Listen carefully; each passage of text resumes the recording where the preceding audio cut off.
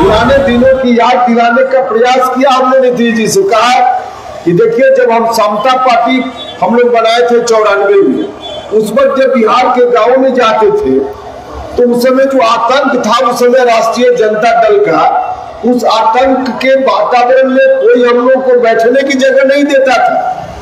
किसी जिला में जाते थे तो हम लोग पूछते थे कि कौन व्यक्ति है जिसका टाइटिल पटेल है, मतलब कुर्मी समाज का कौन है, धानुक समाज का कौन है, या कुशवाहा समाज का कौन है। पहले हम लोग पूछते थे और तब प्रयास करते थे कि और कहीं जगह नहीं मिलेगी तो कोई कुर्मी भाई जगह जरूर दे देंगे, कोई धानुक भाई जगह दे देंगे, या कोई कुशवाहा भाई जगह दे देंगे। वहां से हम लोगों ने शुरुआत की और वाकई शुरुआती दौर में बैठने की जगह सबसे पहले समता पार्टी के लिए अगर किसी ने बैठने की जगह दी तो कुर्मी समाज के लोगों ने बैठने की जगह दी, धानुक समाज के लोगों ने बैठने की जगह दी, कुशवाहा समाज के लोगों ने बैठने की जगह दी।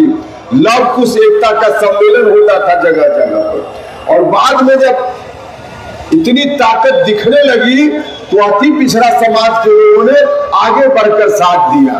तो बुनियाद भी यही लोग रहे। हमने कहा नीतीश जी से कि जो फरमान आपका है राष्ट्रीय जनता दल के हाथों में सौंपने का, बुनियाद वाले लोग इस फरमान को नहीं मानेंगे। नीतीश जी, आप कृपा करके हम लोगों की बातों पर ध्यान दीजिए। लेकिन नीतीश जी को पता नहीं, अब जिस स्थिति में नीतीश जी चल रहे हैं, कई बार मीडिया के बंधु हमसे पूछते हैं नीतीश जी जो बोल रहे हैं इस पर आपकी क्या प्रतिक्रिया है। भाइयों मित्रों, नीतीश जी जो कुछ भी बोलते हैं या करते हैं उस पर उपेंद्र कुशवाहा को कोई गुस्सा नहीं आता, कोई गुस्सा नहीं आता। इसलिए गुस्सा नहीं आता कि नीतीश जी के प्रति इतना आदर का भाव, सम्मान का भाव मेरे मन में पहले भी था, आज भी और आगे भी रहेगा।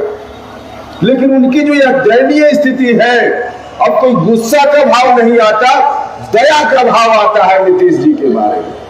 क्या बना लिया नीतीश जी आपने?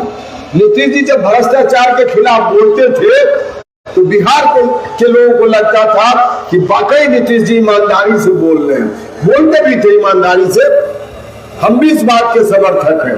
लेकिन अभी अब भ्रष्टाचार के बारे में महागठबंधन में जो लोग शामिल हैं उनके भ्रष्टाचार के बारे में जब मीडिया के लोग अब उनसे सवाल पूछते हैं तो नीतीश जी ठीक से जवाब नहीं दे पाते।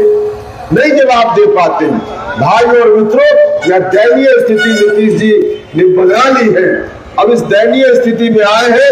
हमने तो पहले कहा कि नीतीश जी ऐसा मत कीजिए, नहीं तो नुकसान होगा। नहीं माने तो हम लोगों ने अपना रास्ता अलग कर लिया है।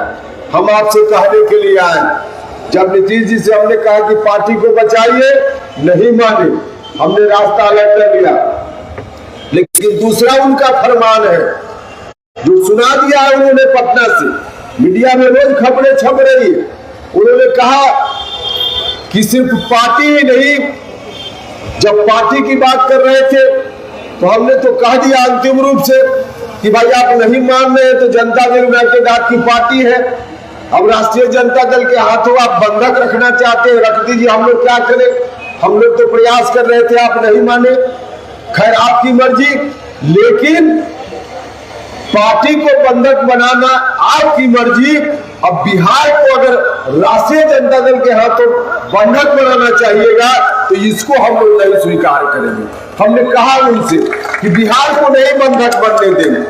और इसीलिए हमने तो उस समय यह भी कहा नीतीश जी से कि नीतीश जी आज जो पड़ोसी के घर में आप झांक रहे हैं कि बिहार को कौन संभालेगा आपके बाद, तो पड़ोसी के घर में जो आप देख रहे हैं वो अभी ऐसा पड़ोसी जिस पड़ोसी ने बिहार को बर्बाद किया था, उस परिवार में आप झांक रहे हैं।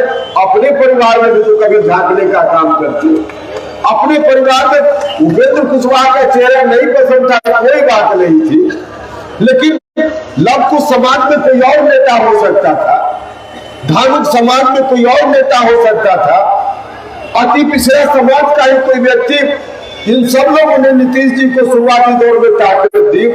इन परिवारों में से किसी को नीतीश जी सौंपते तो उपेंद्र कुशवाहा हंसते हंसते उसको स्वीकार कर लेता। लेकिन पड़ोसी के घर में झांक रहे, और वह भी ऐसा पड़ोसी जिस पड़ोसी ने कहां पहुंचा दिया था बिहार को। अपने परिवार को बनाने के लिए पूरी ताकत जो मिली थी उस समय श्रीमान लालू प्रसाद यादव जी को, बहुत बड़ी ताकत बिहार के लोगों ने उनको भी दी थी। शुरुआती दौर में उन्होंने भी थोड़ा अच्छा काम किया, लेकिन अपने परिवार में धीरे धीरे सिमट गए, परिवार को बनाने में लग गए, और उसका नतीजा तो आज भोग रहे हैं। भाइयों और मित्रों, हमने रोका नीतीश जी से, कहा नीतीश जी से कि मत कीजिए ऐसा, लेकिन जिद पर अड़े हुए हैं, जिद पर अड़े हुए हैं।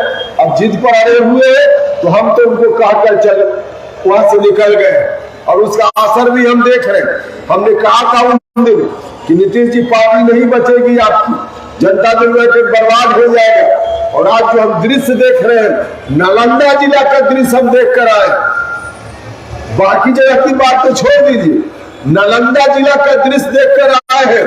और उस दृश्य को देख करके अब साफ है कि जनता दल यूनाइटेड का सिर्फ डब्बा बच गया है, खाली डब्बा, अंदर कुछ माल नहीं बचा हुआ है, कुछ भी नहीं बचा हुआ है, खाली डब्बा बच गया है। और खाली डब्बा में नीतीश जी की मर्जी, खाली डब्बा उन्होंने बना दिया।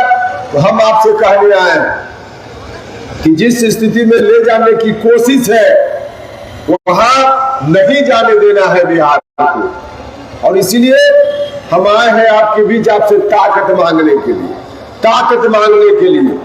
डब्बा भले उनके हाथ में है, लेकिन अब चिंता की बात नहीं, साइन बोर्ड बदल जाएगा लेकिन माल पूरा वही रहेगा। जनता दल यूनाइटेड का जो माल था, लव कुश समाज के लोग, धामी समाज के लोग, अति पिछड़ा समाज के लोग, दलित महादलित समाज के लोग, अकलियत समाज के लोग, सब लोगों ने ताकत दी। बाद में चलकर 2005 आते आते जो सवर्ण जमात के भी न्याय पसंद लोग हैं, उन्होंने भी ताकत दी। तो इतना बड़ा इतनी बड़ी जो ताकत जनता दल यूनाइटेड के छतरी के नीचे इकट्ठी हुई थी, अब साइन बोर्ड बदल देना है और जनता दल यूनाइटेड का साइन बोर्ड हटा करके वहां राष्ट्रीय लोक जनता दल लिख देना है, बाकी सारा का सारा यहाँ इकट्ठा कर लेना। तो इसी रूप में